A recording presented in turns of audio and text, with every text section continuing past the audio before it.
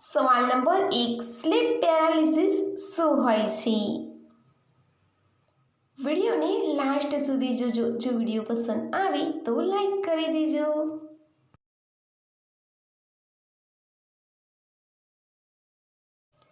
એનો જવાબ છે સ્લીપ પેરાલિસિસ એક સામાન્ય પરંતુ ભયાનક સ્થિતિ છે જેમાં જાગી શકાય છે પરંતુ હલી નથી શકાતું. આને એક અસ્થાયી સ્થિતિ કહેવાય છે જે આંશિક રૂપથી જાગૃત છે અને આંશિક રૂપથી ઊંઘ છે. સવાલ નંબર 2, કયા સાપના કરડવાથી શરીરના દરેક ભાગમાંથી લોહી નીકળે છે?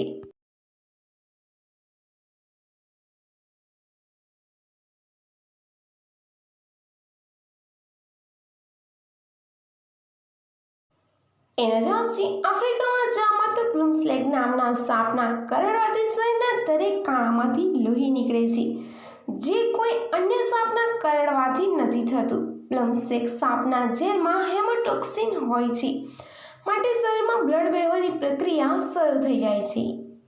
સવાલ નંબર 3, કયા દેશની સ્કૂલમાં બાળકોને સુવાડવામાં આવે છે?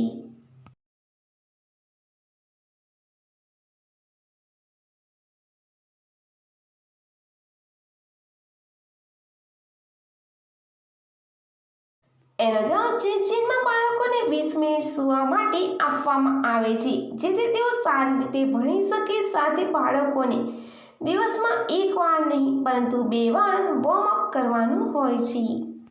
સવાલ નંબર 4, કયા દેશમાં પોતાના ઘરનો બલ્બ બદલવો ગેરકાનૂની છે?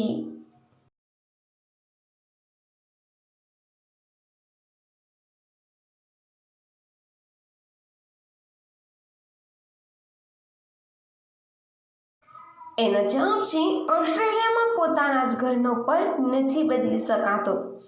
એના માટે ઇલેક્ટ્રિશિયનને બોલાવવા પડે છે. સવાલ નંબર 5, રાત્રે કેટલા વાગ્યા પછી કરવું જોઈએ?